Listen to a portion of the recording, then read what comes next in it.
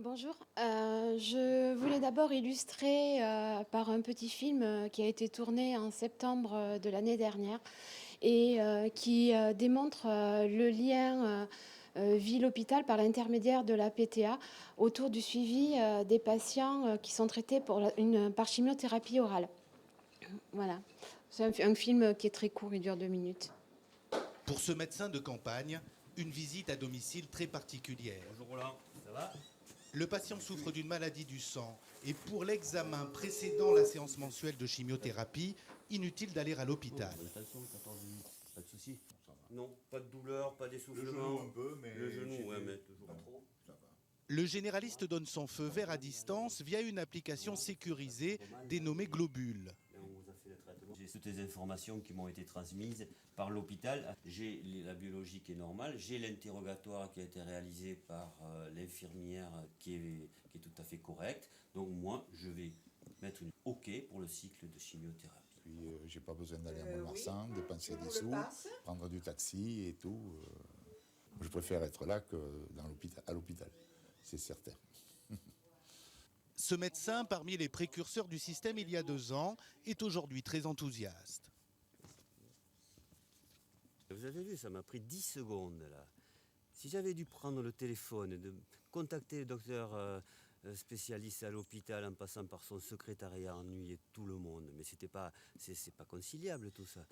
Depuis sa création en 2015, ce dispositif appelé Santéland a accompagné 3182 patients, en majorité des personnes âgées. Au total, 650 libéraux adhérents, médecins, infirmiers ou pharmaciens. Tout en haut de la pyramide à Mont-de-Marsan, une plateforme prend les appels du corps médical et des patients. Mais on s'était eu pour monsieur et je voulais voir un petit peu pour madame quel cadre d'intervention avait été défini quoi pour. Voilà. Allô? Bonjour, oui, alors qu'est-ce qui se passe? Oui, vous vous sentez fatigué. Objectif, mettre de la cohérence dans les parcours de santé de malades qui cumulent souvent pathologies lourdes et problèmes sociaux. Ça peut être un patient, par exemple, une personne âgée qui est seule à domicile, et qui a un diabète, qui a des examens à réaliser, qui ne peut pas prendre les rendez-vous, qui a besoin d'une aide ménagère. La plateforme qui coordonne tout ça. En 2019, ce modèle qui a fait ses preuves dans les Landes devrait être généralisé à toute la Nouvelle-Aquitaine.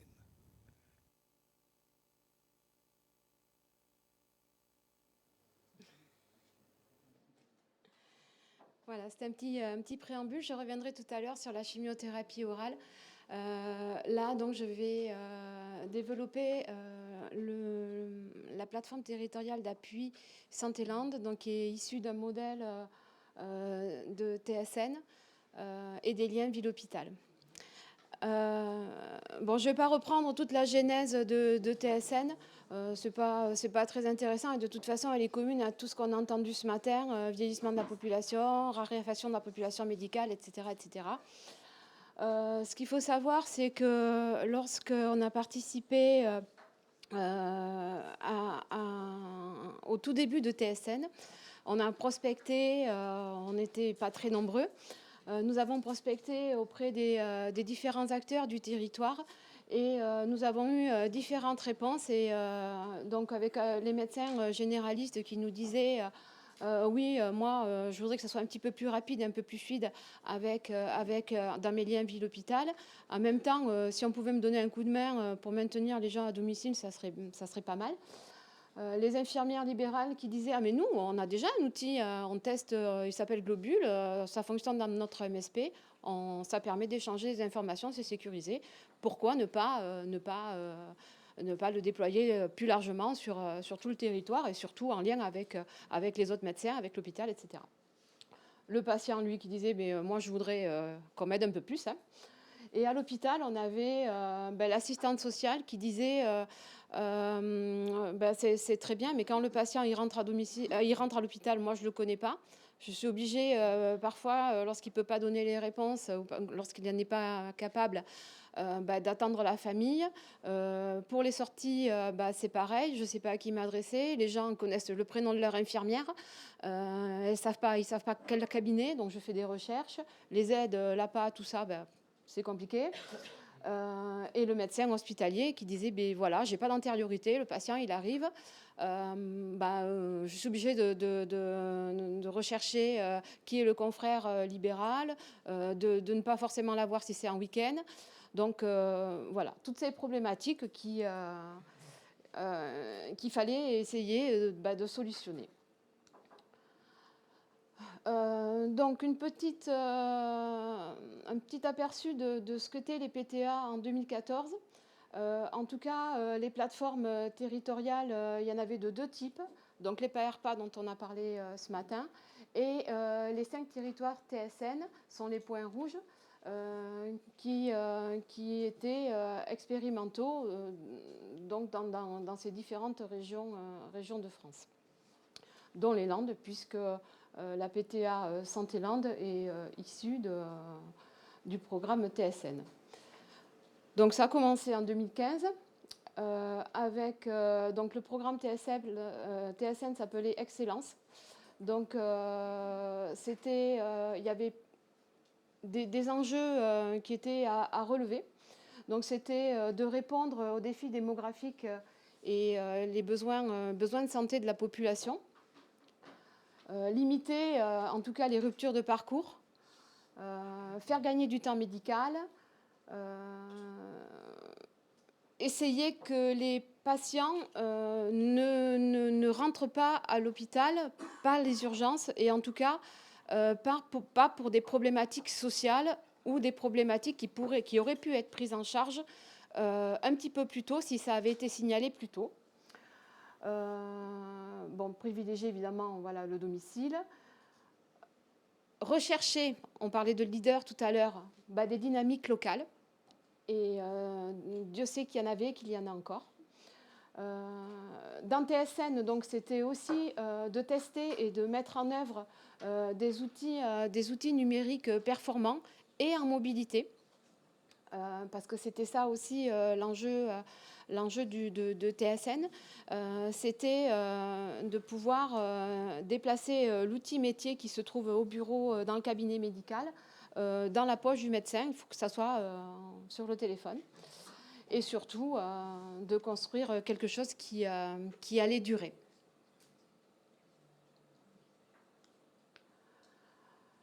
Donc TSN en 2015, précurseur de la loi de santé de janvier 2016, qui pose les fonctions d'appui des plateformes territoriales d'appui avec les 3 missions principales des plateformes territoriales d'appui. Avec une première mission, donc c'est rendre un service d'information et d'orientation à toute la population, qu'elle soit tout public ou professionnelle. L'appui à la coordination des parcours complexes et le soutien aux pratiques et aux initiatives professionnelles, notamment la chimiothérapie orale en fait partie et je vous en ai cité un autre, mais on en a beaucoup d'autres. Une petite précision quand même sur les plateformes territoriales d'appui. Elles ne remplacent pas les professionnels, elles viennent en subsidiarité. C'est-à-dire qu'un professionnel, notamment une infirmière ou une assistante sociale qui travaille sur une PTA, vient en appui des professionnels du territoire, mais le choix a été fait de ne pas faire à la place d'eux.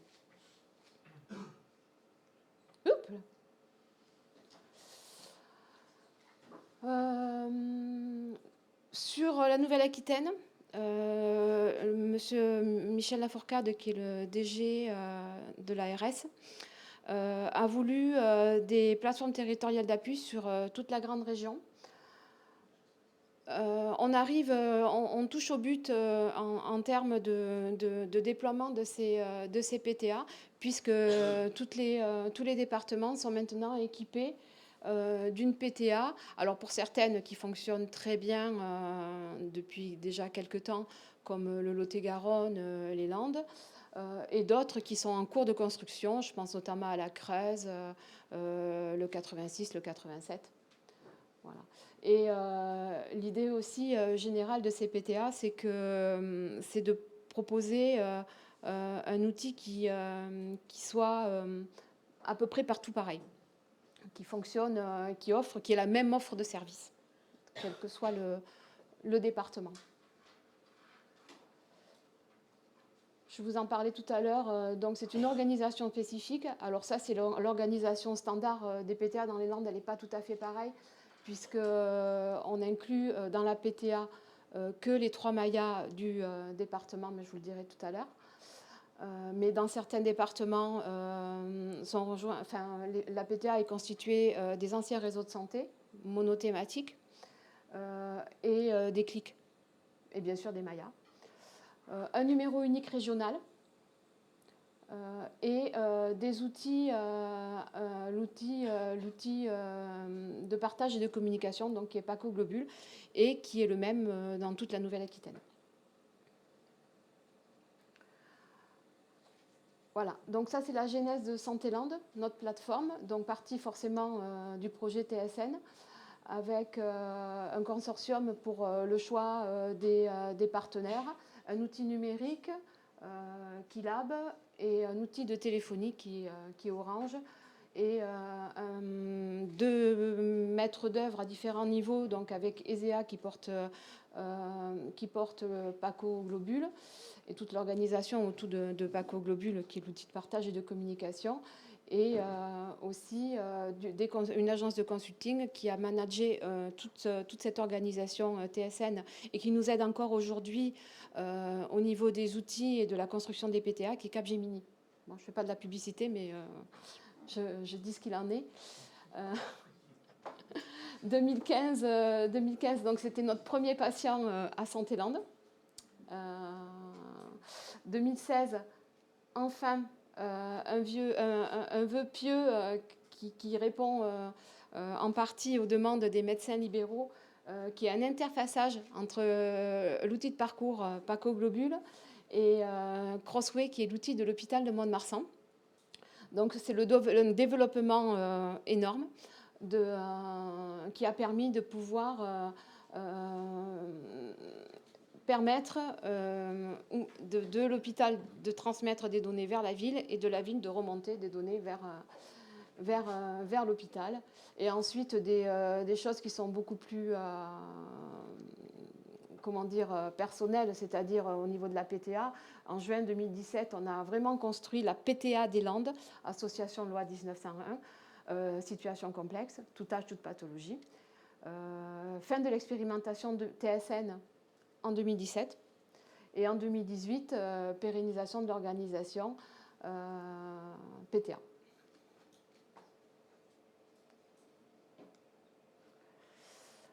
Alors Santéland, c'est ça.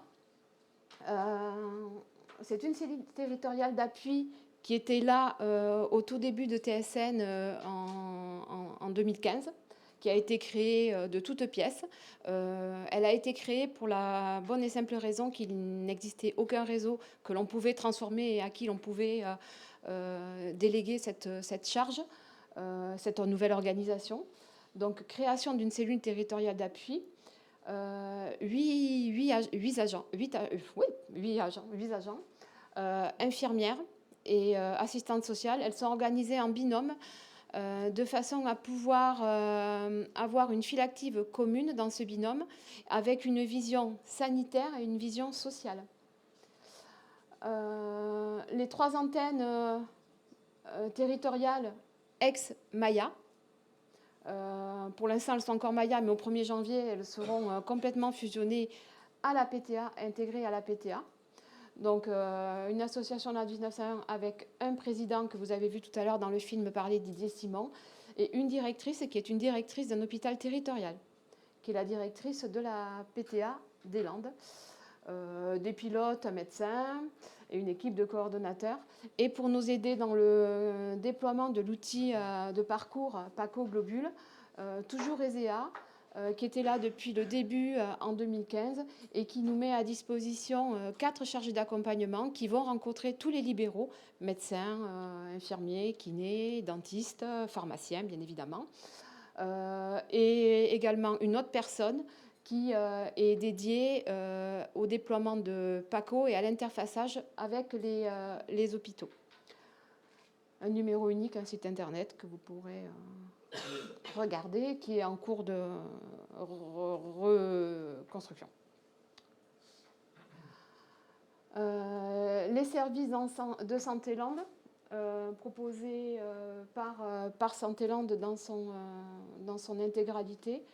Donc, on touche tout ce qu'on a dit ce matin avec les deux précédents intervenants, mais peut-être de quelque chose de plus appuyé, avec notamment pour les personnes qui sont plus capables de suivre leur rendez-vous, des aides au suivi de rendez-vous, du soutien à l'aidant, de la vigilance. Ça, c'est un petit peu le moteur de la PTA et surtout de la cellule territoriale d'appui, où dans cette file active, les coordonnatrices de parcours ont en charge de contacter régulièrement, à échéance régulière, les patients ou leurs familles. Ce que je ne vous ai pas précisé, et c'est dommage, c'est que la cellule territoriale d'appui, les gens qui sont basés à Mont-de-Marsan, les professionnels qui sont basés à Mont-de-Marsan, restent à Mont-de-Marsan.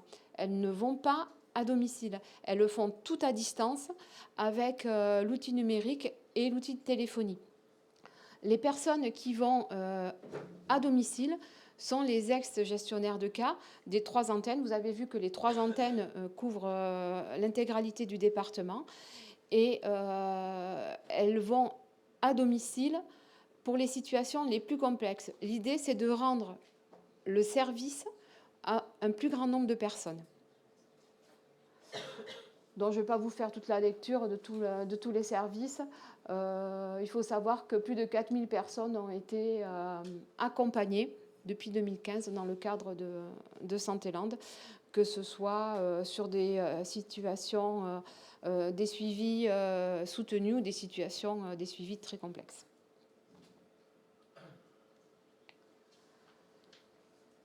Là, j'en reviens un petit peu à l'interfaçage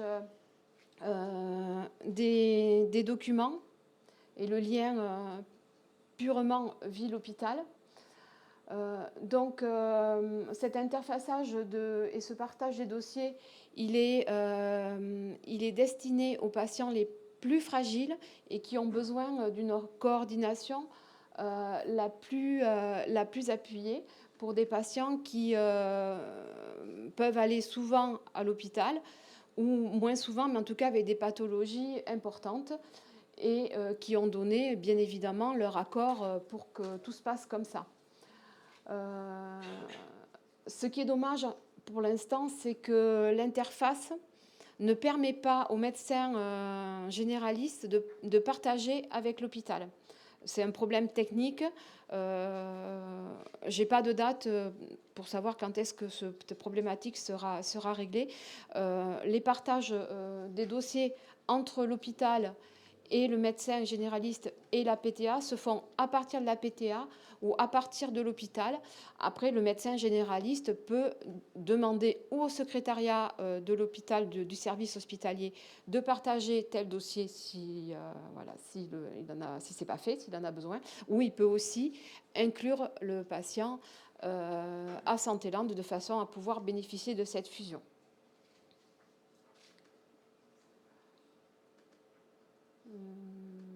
Les demandes, c'est pas très intéressant. Alors, quels documents sont partagés? Alors, bien évidemment, pas tous. De l'hôpital vers la ville et grâce à un serveur d'identité qui sécurise les partages. Ce sont des documents qui ont été validés par les différentes instances. Ça concerne les mouvements entrée-sortie à l'hôpital, les comptes rendus de consultation et des lettres de sortie qui sont à destination des professionnels sanitaires, c'est-à-dire médecins soignants, dans soignants, c'est infirmières, pharmaciens. Et dans le cadre exclusif de l'équipe de soins élargie, c'est-à-dire que ces documents ne sont pas accessibles à une infirmière qui ne ferait pas partie de l'équipe de soins, c'est-à-dire qu'elle est nommée dans Paco Globule et et une autre un autre cabinet, par exemple, qui voudrait récupérer le dossier, n'aurait pas accès à ces documents. C'est complètement sécurisé. Et de la ville vers l'hôpital, au travers de l'interfaçage de PACO d'Anglobule, le médecin hospitalier, grâce à une petite icône, a accès aux documents et au journal, mais également aux différents intervenants et données patients, identité, etc., de l'entourage du patient. Voilà, je vous ai mis un petit exemple qui, voilà, c'est pas une vraie image, c'est tout à fait construit. Mais globule, c'est ce qui est en vert. Tout l'entourage, en fait, c'est ce que voit le médecin hospitalier dans son service sur son ordinateur de service.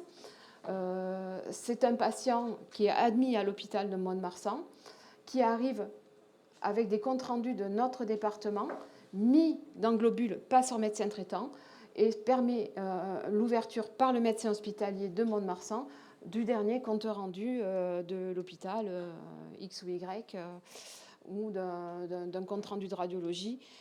Certains documents arrivent automatiquement dans globule, d'autres sont mis directement par le médecin ou par l'infirmière ou le pharmacien dans globule et accessibles par le professionnel, par le spécialiste à l'hôpital. Ça peut être aussi dans l'espace traitement de la liste des médicaments qui est mise à jour par le pharmacien d'officine.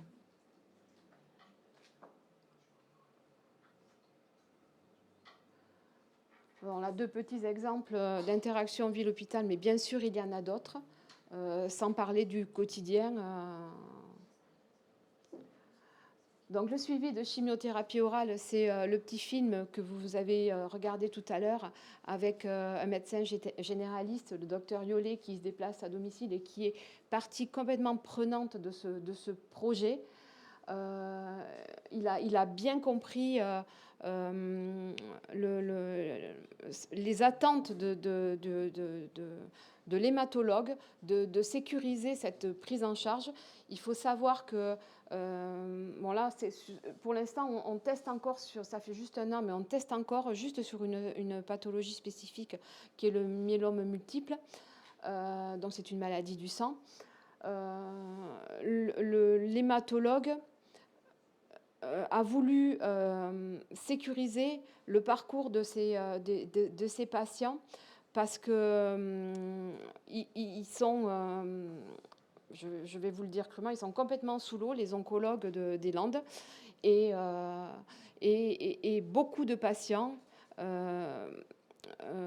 qui sont traités par chimiothérapie orale n'ont pas de suivi spécifique, hormis les rendez-vous de démarrage et ensuite les rendez-vous à 3 mois, 6 mois, etc. Entre-temps, sauf si le patient signale une problématique et contacte l'hôpital ou le médecin traitant, les effets indésirables des chimiothérapies ne sont pas repérés, ou en tout cas pas assez repérés, et mettent la vie du patient en danger, ou parce que le bilan sanguin n'est pas bon, ou parce que la maladie s'aggrave, ou parce que la chimiothérapie n'est pas bien supportée. Et ils ont voulu, les spécialistes, un des spécialistes notamment de ce service d'oncologie, a voulu voir ce que pouvait apporter l'accompagnement par l'infirmière de la PTA Santé-Landes dans la sécurisation de ces parcours de santé. Donc tout est bien processé.